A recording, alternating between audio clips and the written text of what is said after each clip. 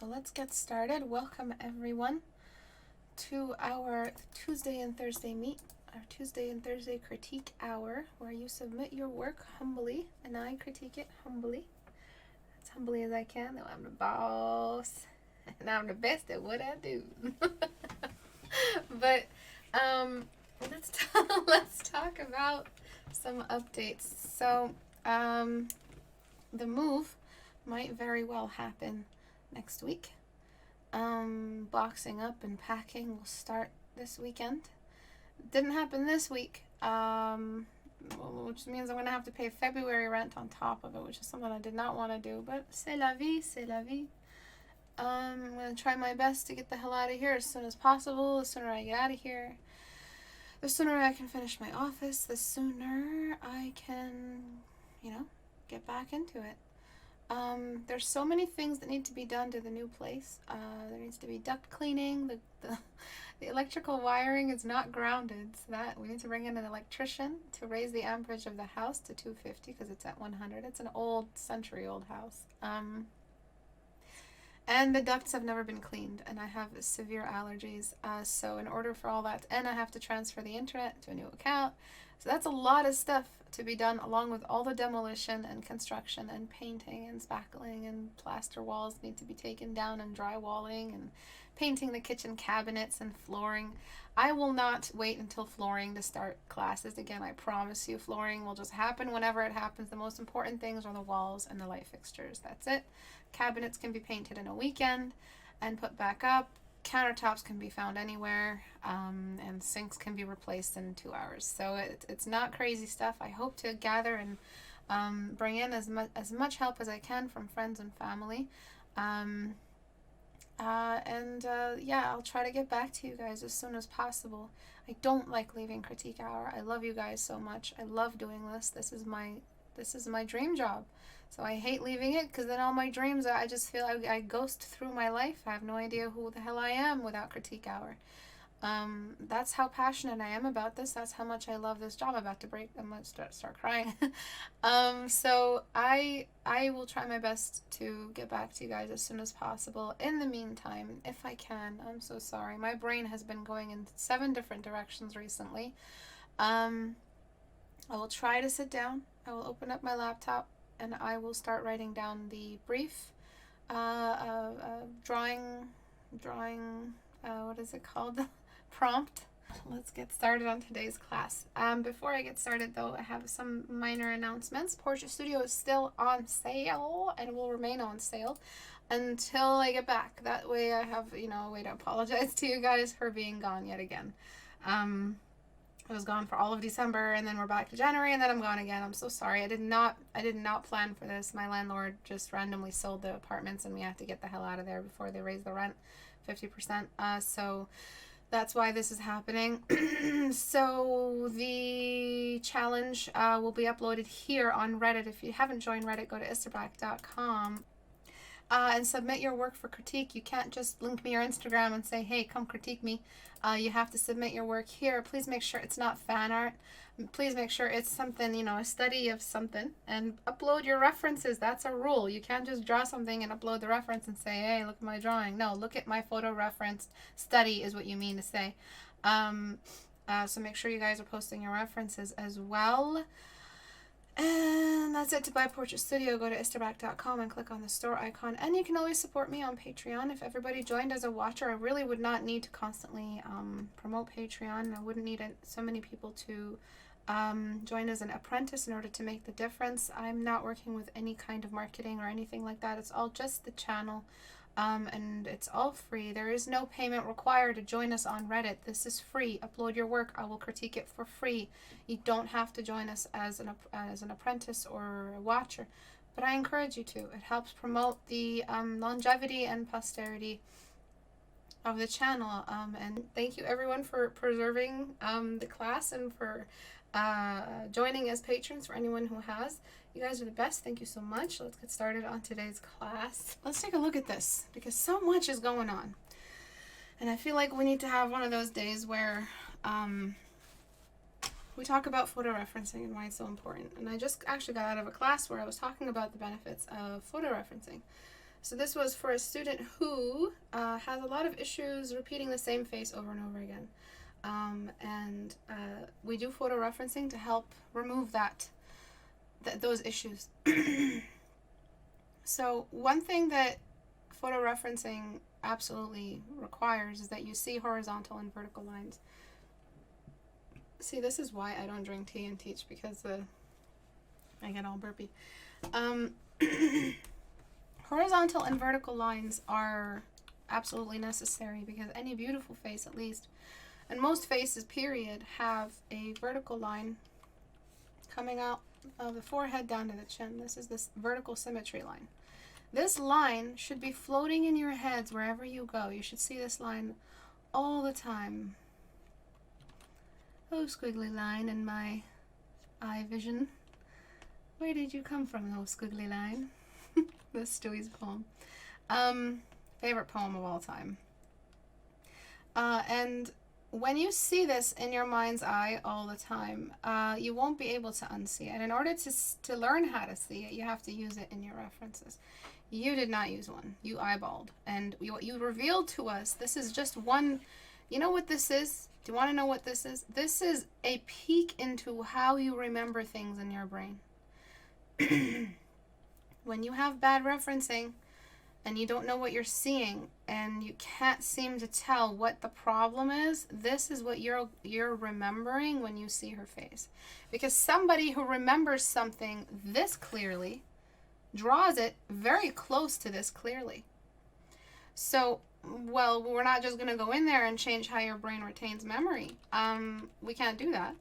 We can't give you a specific supplement or a diet in order for you to learn how to remember faces better. The only way to remember faces better is to get into the practice of, one, staring at your reference long enough that you can remember it. And that happens during the painting process. And then keeping your reference as close as possible to your reproduction of it.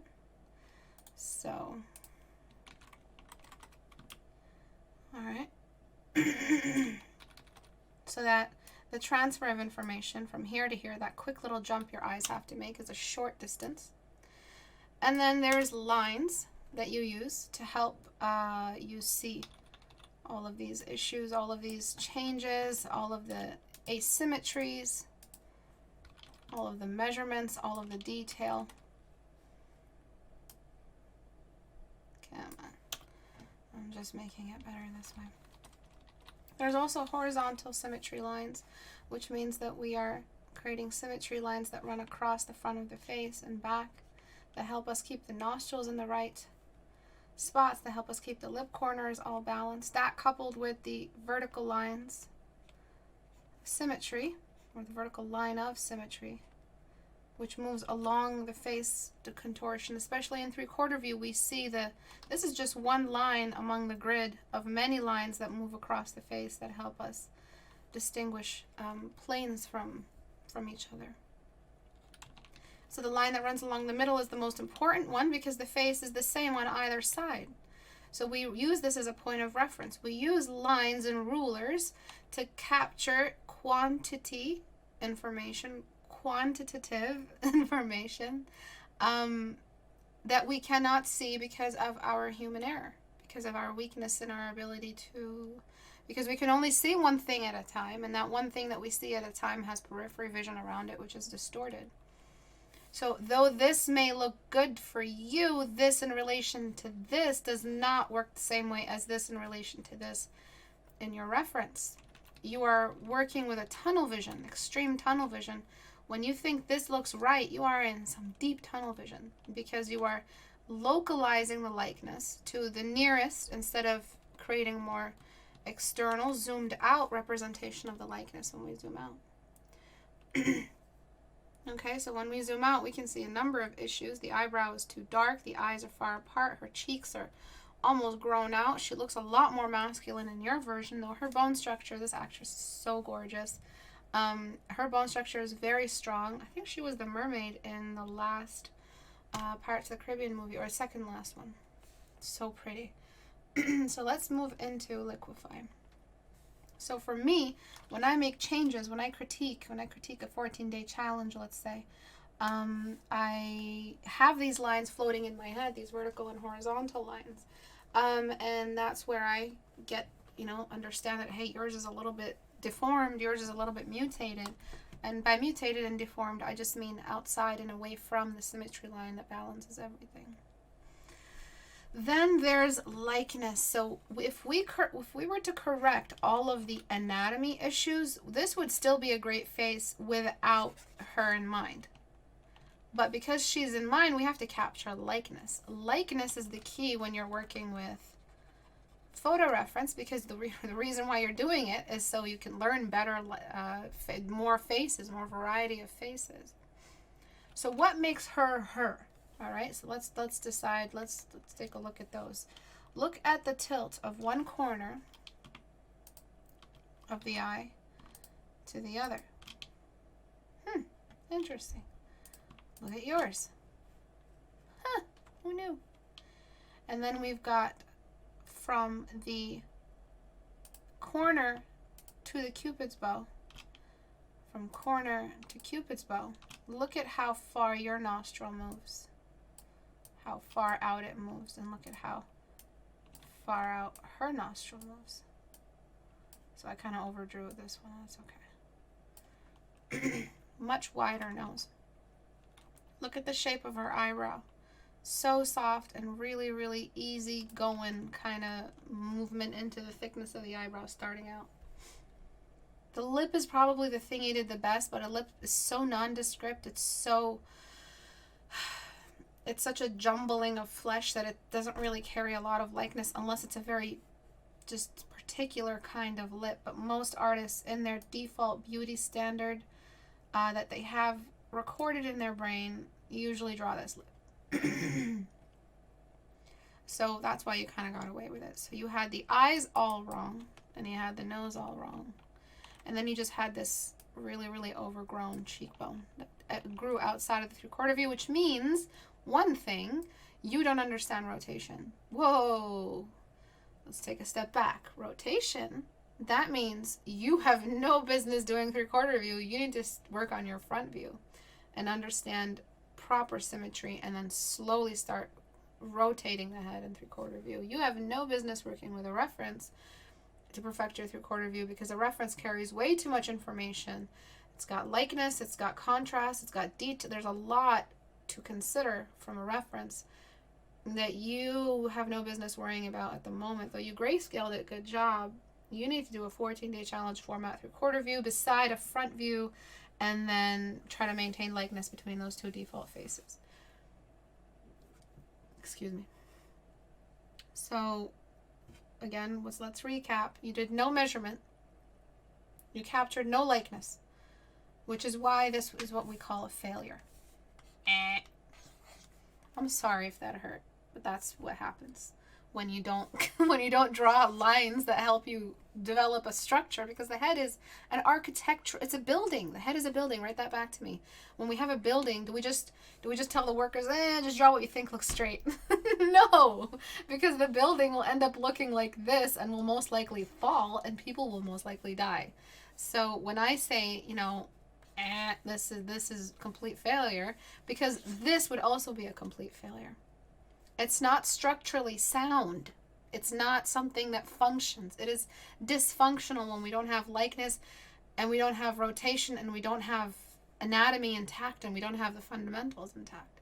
And we did no measurement at all. And if you measured, you measured wrong. Okay, I have a PSA. You are allowed to trace, okay? You are allowed to have tracing marks.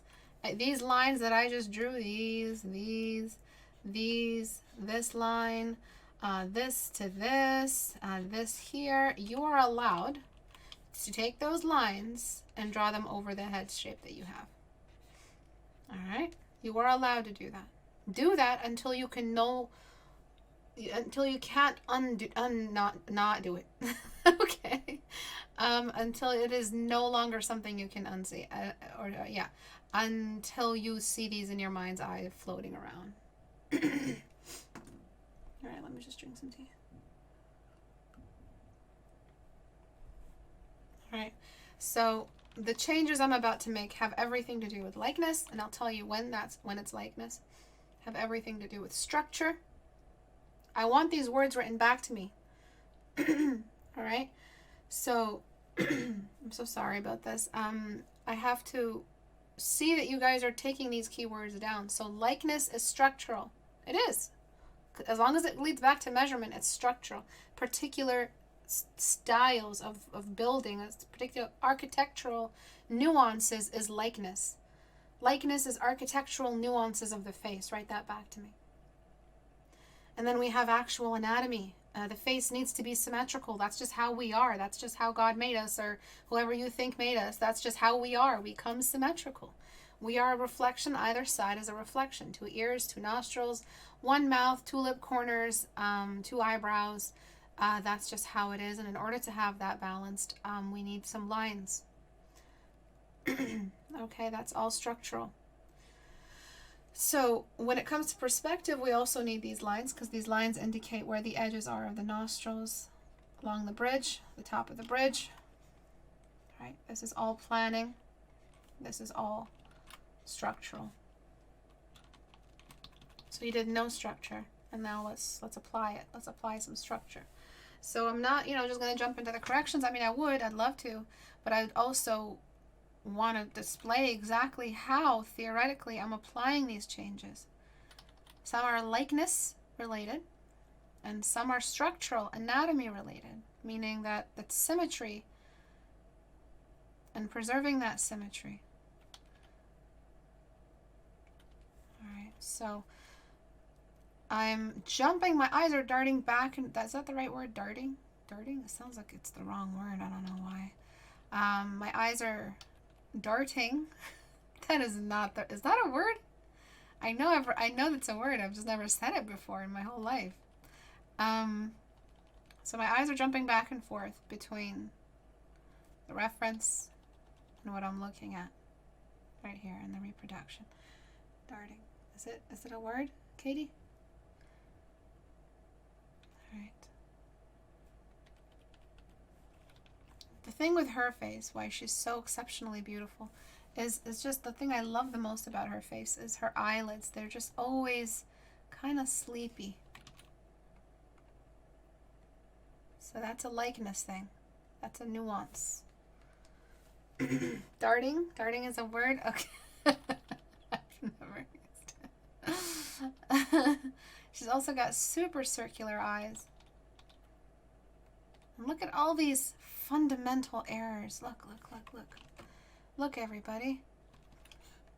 Look at how they outline the waterline excessively. Why? You had a reference right here telling you that it wasn't that visible. Why did you make that mistake? No, it's not a mistake. It's a choice. Why did you make that decision? You made it because you were panicking, and in the process, you just started depending on the things you usually do in a painting that looks sort of acceptable. And that is the thing that, you did last time, which is outline the waterline a little bit. Oh, Istebrak said the waterline is great, so I'm going to just have it. If you're working with a reference, listen to your reference. All right, so we're trying to make the eyes the same as much as possible. She also has I think it's more level, really. And I'm going to make this eye look in the same direction. So she looks more innocent, she looks more in charge, and I think that's just because the eyebrows on the inside need to go up a touch. Just a touch. So we're in this for the long haul. This is probably one of the last critique hours I'll be able to give you guys. So I'm going to do my best to make sure this class is as long as possible. I don't know where else to be after this. Well, I do have to go to Home Depot. Find boxes. Alright, so we push the cheek back in, and I'm just trying to maintain that squaredness to her face, but still keeping her feminine. There are lines right now running across my vision right now that kind of balance things out for me. Sometimes when I work with reference, I don't put it in the same Photoshop file because it's just part of the challenge. I put it on my other monitor on the same monitor but beside Photoshop sometimes. Then comes the nose.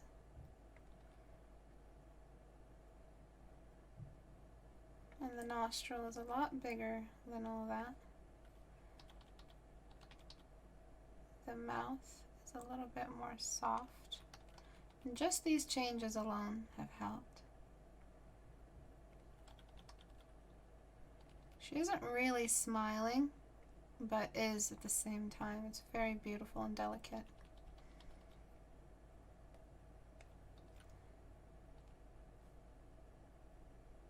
It's kind of just her lip corner that's gone up. And that Pirates of the Caribbean movie with the Fountain of Youth, that was just so beautiful at the end when she saves that dude's life, the mermaid. Oh, you just want a movie just for the two of them, you know? Like, what happens? Her lower lip is kind of tucked in, and she's got a wider middle part of her lower lip. And then we're just softening the chin up. This eye is in a completely different position. And this eyebrow runs this way. Look how zoomed out I am. And then we've got a stronger brow bone.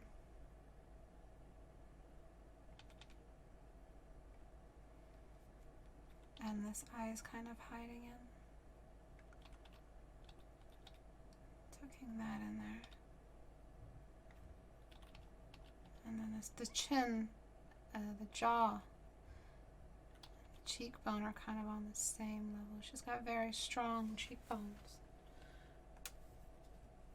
Alright, let's just compare these changes to where you were before. Alright. See what I mean by distortion?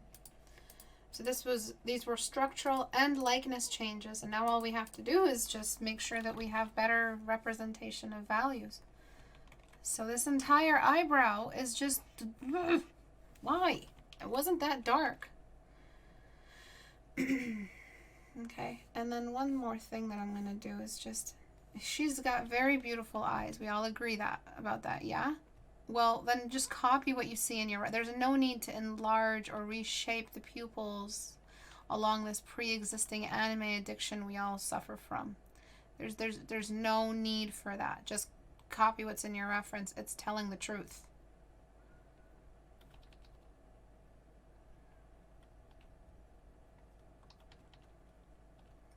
And I'm just going to ever so slightly enlarge this eye. Ooh! That's not ever so slightly at all. Ooh, that's wrong. We gotta find a balance. Fine, bitch, you wanna be like that? Fine. Okay.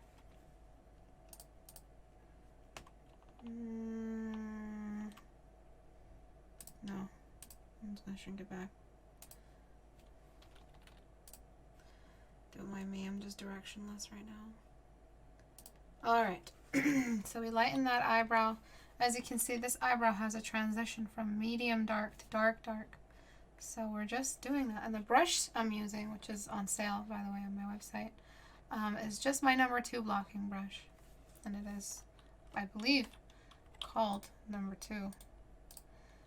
Yes, dry roller brush number 2. And my brush strokes are large because I'm trying to capture these large areas. Let me show you a quick little trick I showed you guys one time, which is get rid of the eyes in your reference, and suddenly you'll be able to see a ton of new stuff. You will be amazed at the new things you see now that you got rid of the eyes. Because it's something about them distracts us from absolutely everything else. So we're just temporarily getting rid of them. And we're applying every change we need. So we're going to zoom out and see what we need. Yet you carried that highlighter of the side of the nose way too far up.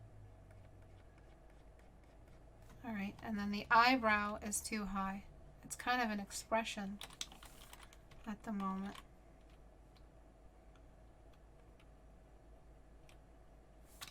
And her eyebrow is not really that low. It's kind of just winging off the sides. Yeah, you will be amazed at what you can see because, you know, you got rid of those eyes. And then we zoom back out, and then we can see exactly what needs blocking. We need one block right here. We need one block right there. And just block as you see, block as it comes. Again, your reference is not lying to you, it's telling the truth. I'm going to get rid of that annoying water line. Not doing anything for you at all. Another brush stroke is needed just there, beside the nose. It's slight. A highlighter is needed because the light is coming from the top. A highlighter is needed from the eyebrows up.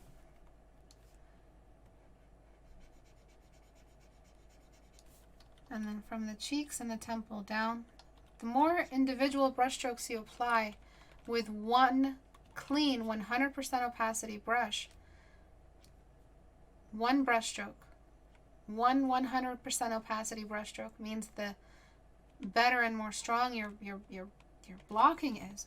What is blocking? It's supposed to be 100% opacity, because or else you're still trying to blend and then you're not doing anything at all anymore, because the blocking stage is separated from the blending stage for one big reason. Can anybody describe that reason?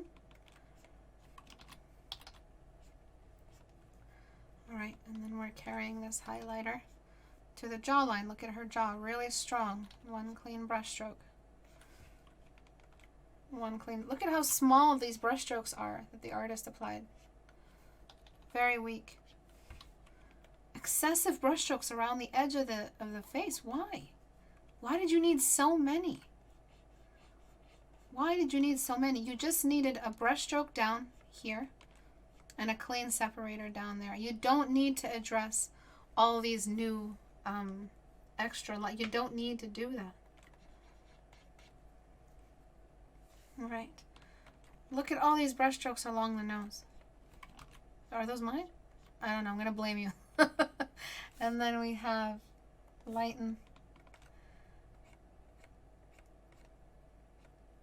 This pocket near the eyes is much smaller than you did.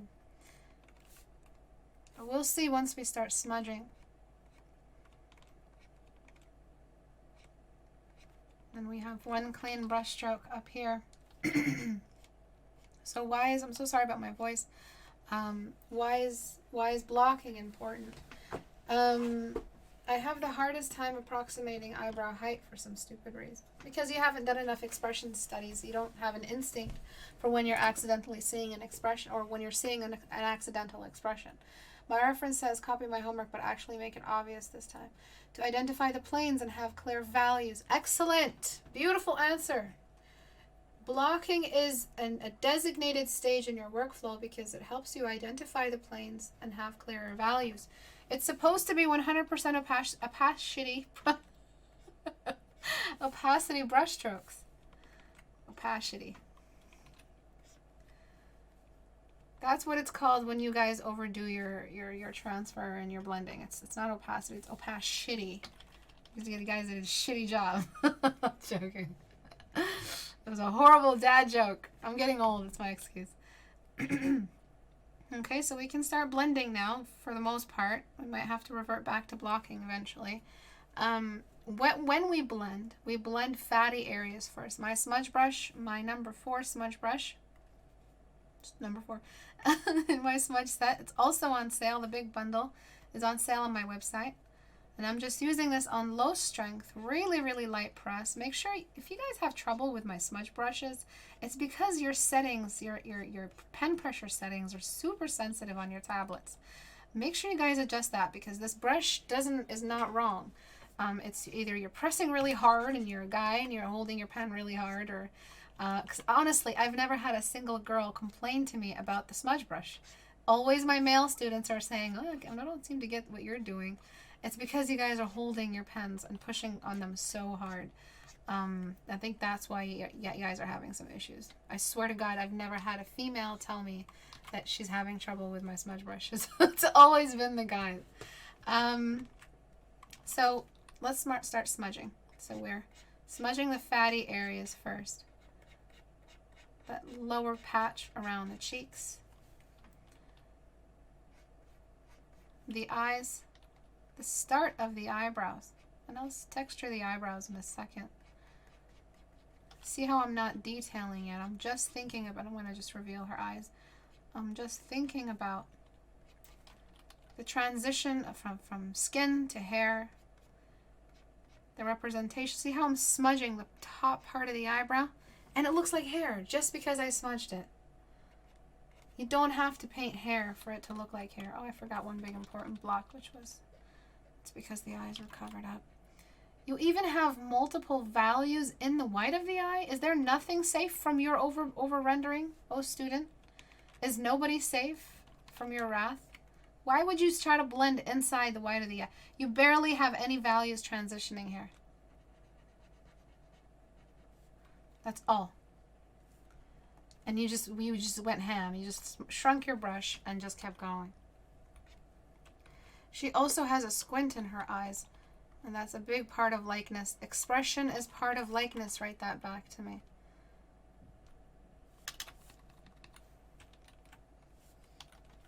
It's a slight squint, not that much. Just okay. And all right, so we're getting closer and closer to a reed. And a reed is the glory. A reed is your trophy. A reed is when things start to look good. But you guys, because it's glory based, rush it. You guys are panicked. I'm smudging and over smudging around the eyebrow socket right over here into the eyebrow. When we enter detail, when we enter shadow areas, detail goes out the window. Do you see detail here? No. Compare this detail cluster to this. There's no detail here. So my smudge brush has more authority in that area. All right, look at this here. All smudged out. There is no detail in darkness. Write that back to me. And it's just one section after the other. This entire area. Zoom out.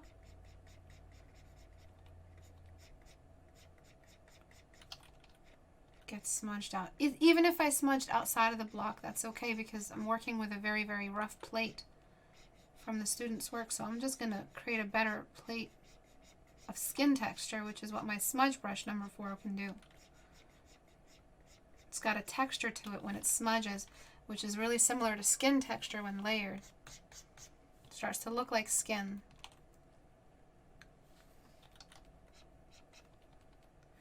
Smudging this all out. Excessive, excessive.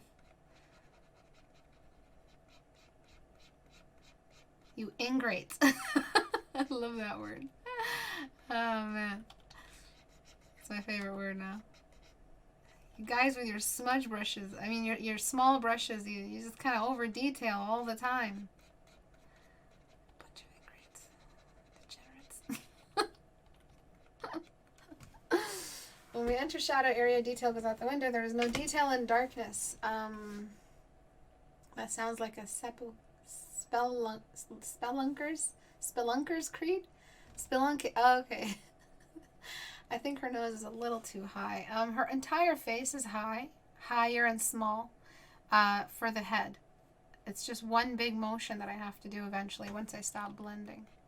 The entire face is too small for the head. I don't know why that word kind of threw me off. And I need to finish her expression, so I'm just extending it out. I'm smudging the sides of the mouth, and then you have this super dark Cupid's bow, which isn't really, doesn't need to be that dark.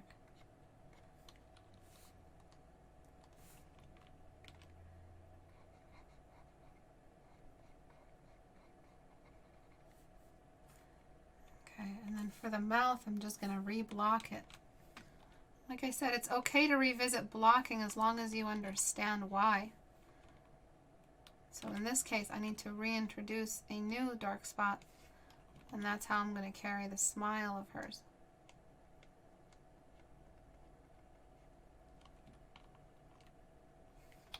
And that's just a dot. That's just the dot of it. She's got a little bit more happening in there.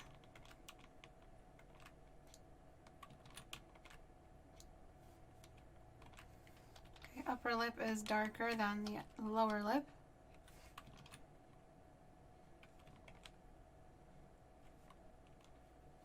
And then one big shift of capturing the entire face and repositioning it. Because as you can see here, her face looks like it's too small for her head. Even though she's starting to look good and look better, her face is in a different spot. And that's something that you forget to do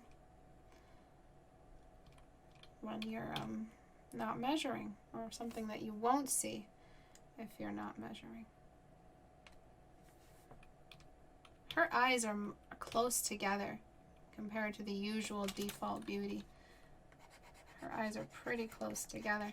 So again, she looks great, but we're trying to capture likeness, which is structural in this case, which is why the student is being, put under so much pressure right now. They chose a face. They should stick to it. All right. I'm going to shrink the face just a touch.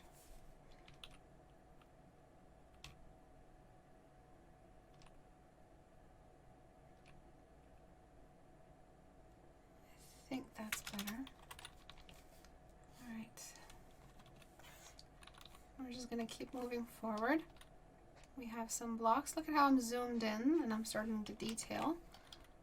Drawing in the dark wherever I see it. So I'm going to start off by that anchor point, which is one of the darkest spots on the face. I'm going to use my sketch brush, which is just a sketching brush I use to detail. Lots more control than a squared blocker.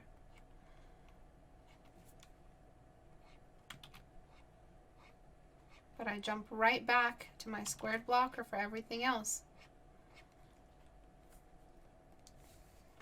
We're addressing different levels of detail in different zooms with the same tools, because there's worlds within worlds of detail here. There's worlds of blocks within worlds of blocks. Write that back.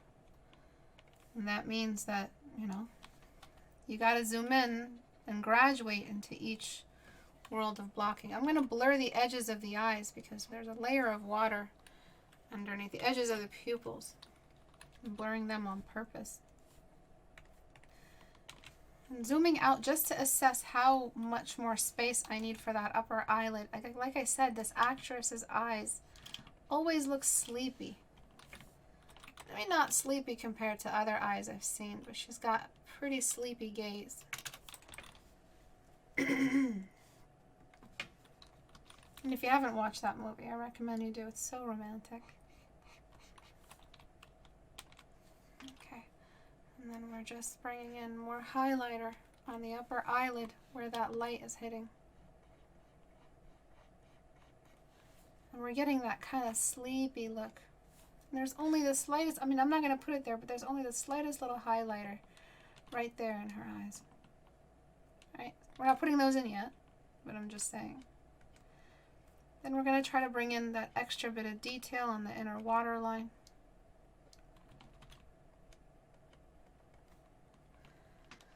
There's worlds of blocks within worlds of blocks within Worlds of Warcraft.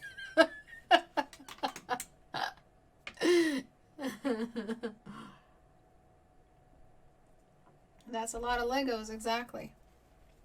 Exactly. Nature finds a way. And then we're just going to throw some shadows right here. This entire area is full of shadow. We can just throw some pretty strong blocks in there. Again, there's no detail. So what happens to my brush if there's no detail? It shrinks. it goes down.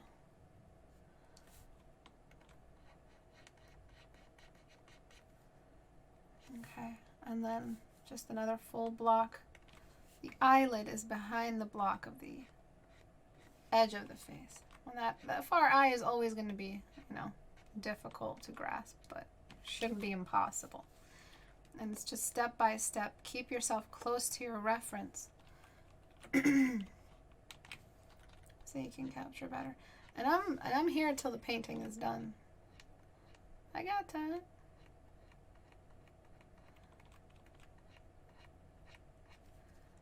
Actually, I really don't have that much time, so I can hurry up.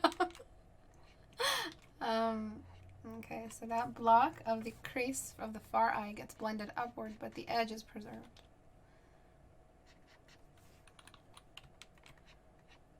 And make sure that any lines sitting on a spherical surface are applied spherically. Your brush moves in a spherical way because that's the shape that you're working with.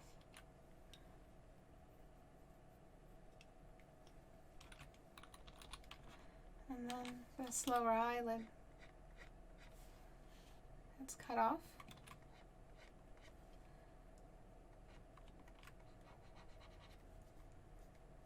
Okay, and this is combined in with that. And some more shadow. Now, I'm going to bring in the big chungus, alright? What's the big chungus? Can anyone guess? And I'm referring to a brush. What is the big chungus of photo referencing? Does anybody know? What the big chungus of chungus is? What is the big mamma jamma? What is the end all and be all of painting portraits, brushes? What is the big chungus? Can anybody guess what that brush is? And it's the final of the set of brushes you need. You need a blocking brush, you need a smudging brush, you need a detailing brush, and you need a big chungus.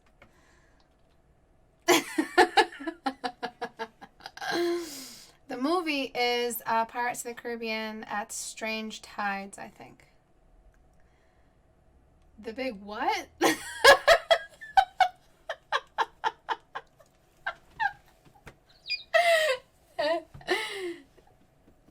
Alright, I don't want to guess. Radial shade. Oh no, the big chungus is the highlighter on the left cheek. No, it's a brush. I'm referring to a brush called the big chungus. It's not called the big chungus on my set, but let's call it the big chungus. I'm so unprofessional today. No, soft brush. Andre got it. Soft brush is the big old mamma jamma, king of the West. Okay, that is the big old chungus, all right? So it is the king of radial shade. It is how you radial shade. How did you guys not guess that right away? And I'm just radially applying the shadow of that. Ooh, mama. We're blending as we go, and you'll notice this anxiety while you paint. Fuck, I'm painting, and I'm using my blocker. I'm doing what she told me to do, and I seem to be doing more damage as I paint. There is a point where you have to use soft brush. Write that back to me. Because that is the nature of light. Light has a silhouette. The shadow of light reflects the texture of light. The texture of light is soft brush. All right. Look at this. We're applying radial shades to represent the shadow of the nose. Ooh, mama. So much work done with one brush stroke in ways that you cannot pull off with any other brush. No matter how much you blend or how much you block, at one point or another, you have to start radial shading, which is why I'm always talking about it, why I'm always crazy about it, why I'm always telling you guys, do your radial shades, learn your soft brush. It is the strongest, one of the strongest tools, not in the same way that blocking brush is important for the, for texture, for capturing light, but when it comes to skin and it comes to portraits and it comes to a finished, polished look, nothing does what Big Chungus does. Alright, Istebrak, shut up, you've had your fun. I'm smudging out this neck that you kind of overdid a little.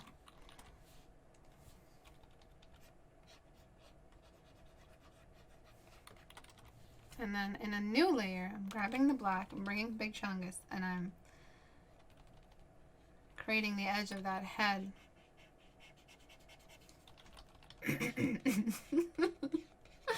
Come on, you guys. It's fun, ain't it? I find a way to make classes fun every time.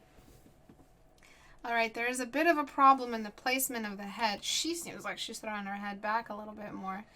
And she seems like she's more relaxed. And that's because the head is too far in front of the neck. But she is tilting it back just a bit. So her chin sticks out further. And we get a bit of relief just there.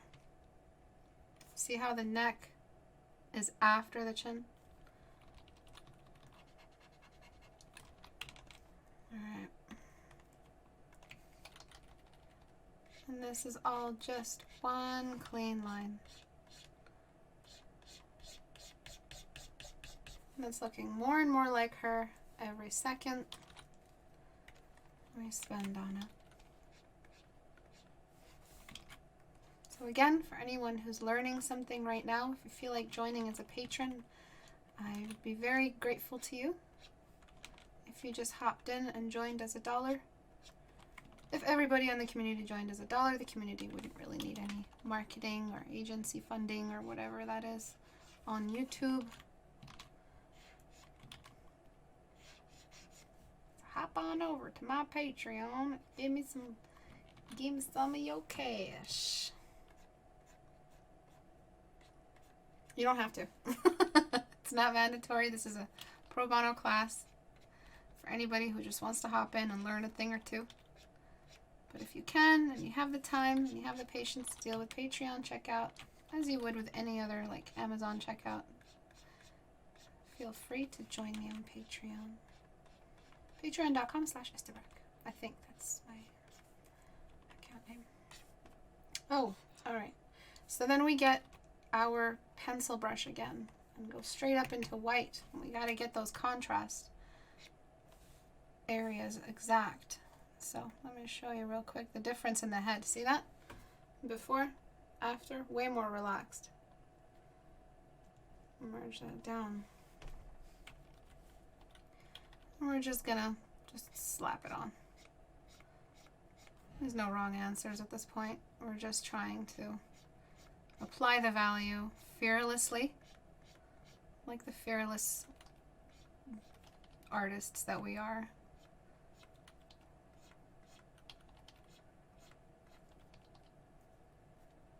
Right, really important we add it in to capture the same kind of light setup.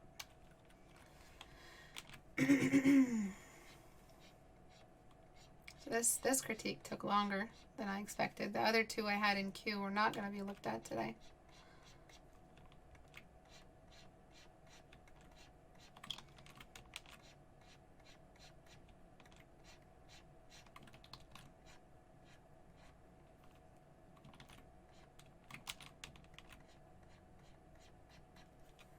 Alright, and then there is just the mess of that same contrast on the hair. So what do we do with the hair? We indirectly represent it as a texture by using soft brush. Alright, so we don't actually paint every single little hair. No, no, no. Please don't do that, because that's going to throw off your focal point. It's actually going to look more classy with more finesse and skill and professionalism to just smudge the hair, because it is technically in the periphery and does not maintain detail, because we're painting as if we're looking with the naked eye. And so we smudge everything and blur everything in the background if we had to. And in the case of the photograph, the background is also blurred. Even her far shoulder is blurred. Okay, and then we've got this beautiful bed of detail. This beautiful bed of, values and just texture and contrast. And it's not overly done in any way. Everything seems to be transitioning appropriately, accurately to its surface and geometric anatomy. Now that we add detail in the eyes and those little look at this, they're the smallest parts of the eyes. The face is the pupils, iris, and specular lights. But we pay so much attention to them and we rush them so much, considering how little work they're actually doing for the painting. So what I'm doing right now is I'm just bringing in some detail for the nostrils, just so I know that edge has been considered. And then I'll bring in the eyes. La pièce de la résistance. Why? What is that? What is pièce de la résistance? Hair is in clumps. It's Western movie bank robberista.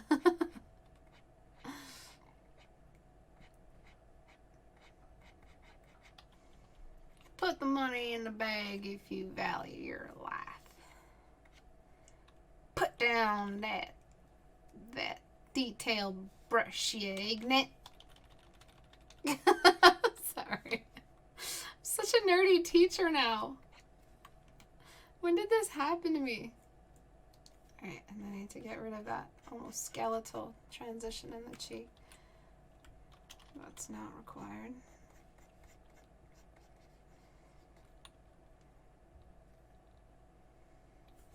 And just getting rid of that, oops, getting rid of that smile. I mean, bringing in that smile. I don't know. I don't know what's wrong with it. And she's looking in a different direction in our piece, but that's okay. All right, so let's bring him in. Let's roll them in. We're going to bring in some edges.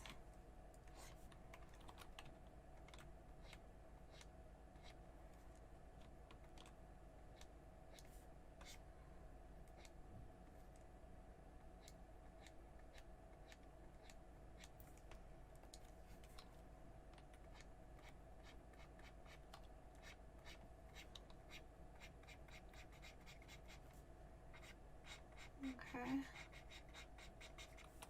And then that's going to go into the nose. And then finally, we'll bring in some detail in the eye. Make sure the top part of the eye is also in shadow. Same thing with the other side. Make sure they're looking in the same direction.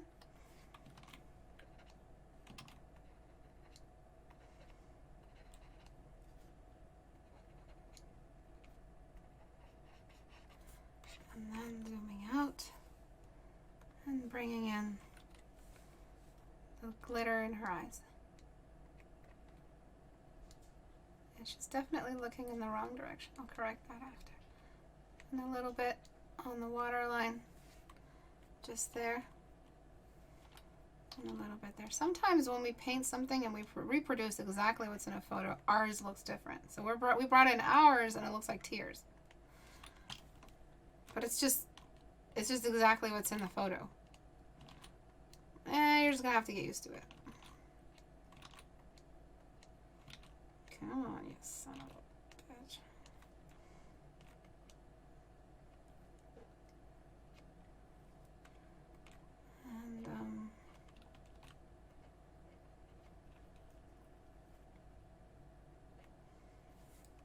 And there's all these other areas we can detail just around the mouth. We're trying not to overdo the radial shade. There's around the eyes, there's a bit too much patching. Again, just using my smudge brush. If you don't own a smudge brush, you can buy mine.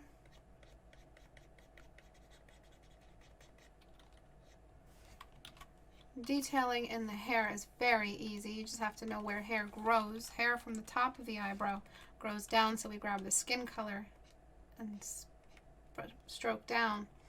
Hair from the bottom, there's a little bit of a light patch right there. Just slight, not too much.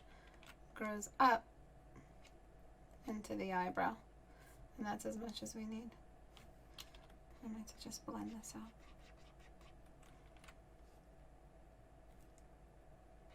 And I would spend more time on this if I had time. I would kind of make ours look up a little bit more, so. She's kind of looking up just like that.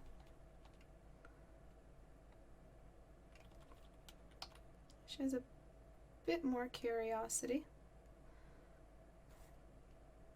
And there is a smile. I think I may have overdone the sleepiness in the eyes. I'm a perfectionist, so this is bound to happen. You know, me spending time on too much time. Okay. And there you have it.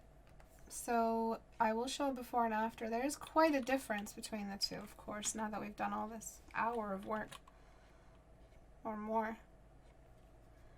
But I hope you guys get the idea. We didn't graduate into the detail until we captured the structure by measuring. And once we captured that structure, we worked with a large brush to block in the major volume. And then once that was done, we started finding the world within worlds of blocking. So the smaller worlds of blocking, the smaller neighborhoods and regions of blocking. And when that was done, we brought in contrast in those detail areas and controlled our edges. And now I'm just still zooming out, finding any other areas I may have missed.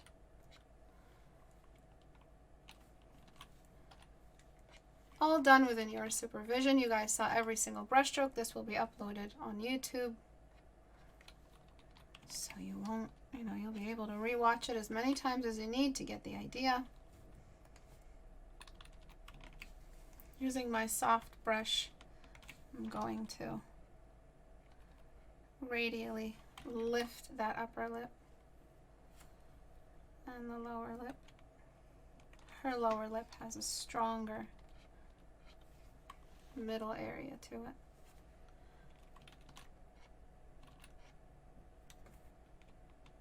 And then we have that space. And then with my soft brush, I'm going to kind of try to create the feeling of an eyelash cluster. And soft brush just has this beautiful way of combining regions together with very little damage. So zooming out, I can see what I may have missed. So the lower eye crease. I need good aim sometimes. It's not a perfect recreation, but it's definitely an improvement.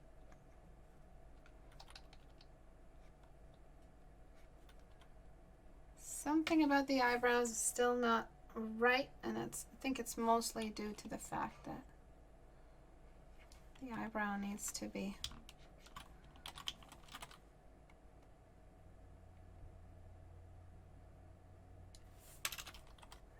flattened just a touch.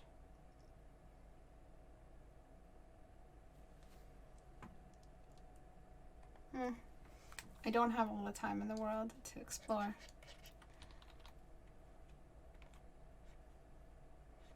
She's got a bit of a sunken in eye shape going on. And we still haven't smudged away most of this mess down here.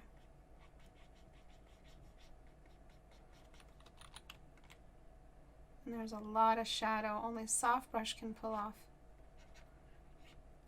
And most of these areas, along with the terminator line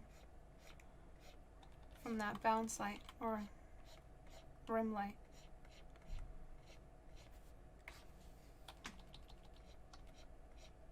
And then of course there's getting the pure white of that light and just creating a bloom.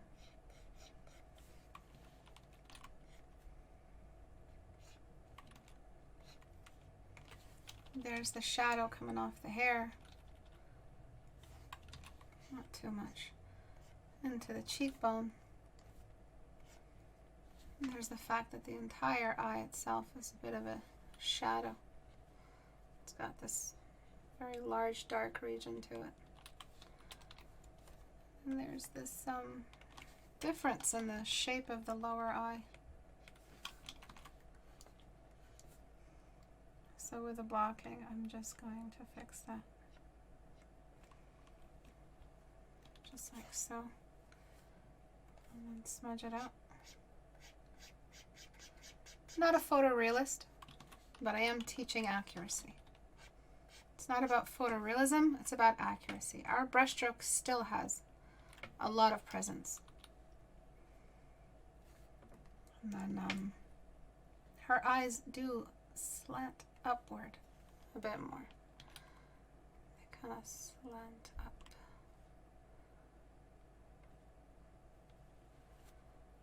And this eye, I just want it to look like it's looking in the same direction. You can see how many times I've adjusted the gaze just so it looks right.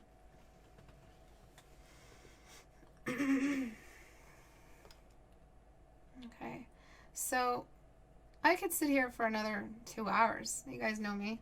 You've seen my after hours. But I'm not going to. I'm just going to lay down a couple more raw brush strokes and I'll be out of here. 1 and then 2.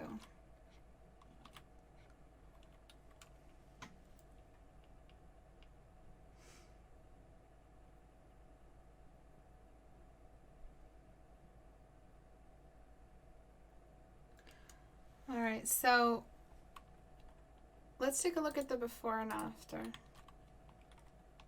Lots of changes.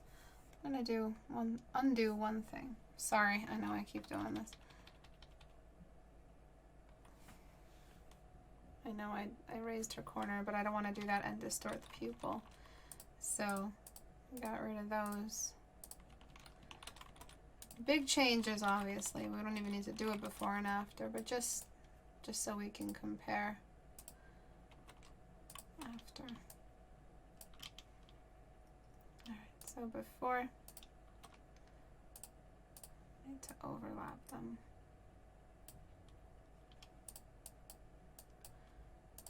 Before, after. Right, so you have a overuse of your edges at the moment. You're not graduating into your soft brush. Your measurements are all wrong. It's more distortion. You read the eye corners as lower than they really were. Lips were over edged, and I can keep painting. I can keep going.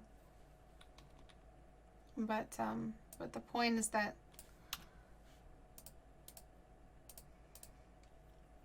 it's not a human that you're drawing at the moment because of your misrepresentation of texture and distortion of anatomy. So what is the issue? The issue is that you shouldn't be doing photoreferencing. You should know when you're looking at a downward tilt in the eyes, but you're not seeing it. You need to spend more time working without a pupil and an iris, working without hair, doing a 14-day challenge. I know nobody likes to hear that, but that's the truth.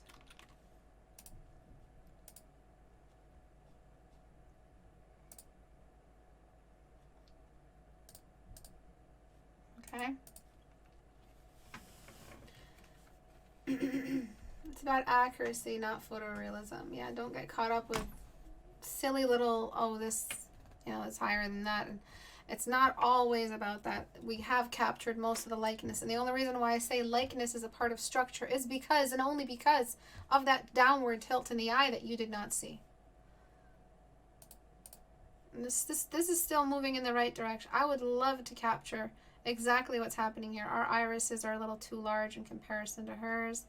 I would love to complete the mouth. I don't have time. But that's it for today's session. I'll try my best to do a session next week. If we're not moving next week, most likely we are. thank you everyone for joining. If you learned something today and you want to give back to the community, you can always join as a patron, as $1 patron. I'm trying to get as many people as I can on board as in Patreon. My goal is 1,000 patrons at $1. So if you guys can, please join me on Patreon. And it's just a wonderful way to support the class, but not have to lose too much out of your pocket. I know we've gone free, like 100% free up until now. And it's not like there's a bill in your mail. It's just voluntary basis. If you guys feel like this class was worth $1, obviously you do. I know you guys appreciate me very much. But that's basically how I'm describing it. It's just a, a quick little coin. To your witcher. Toss a coin to your witcher. Oh God, I hate that song so much. Damn it. Join us on Reddit. So go to Istebrak.com, click on the Reddit icon right here at the top with the other icons. And I hope to God I will find some time in the madness that is my life at the moment to write a brief for you guys, a prompt of sorts, to get you get the challenge started, the community challenge in my time off. Get it started and just get your environments up. I want to talk about depth. I want to talk about foliage. I want to talk about skies and clouds and mountains. Mountains again, Gandalf. I want to see mountains. And that's it. I'll let you guys go. Thank you everyone for joining today. I will see you guys when I see you. Who knows, my friends? Who knows how long the journey will keep me from you? It could be I see you guys in March. It could be next week. I don't know. God willing. We will see again. We'll see each other again and we'll meet again. Bye everyone.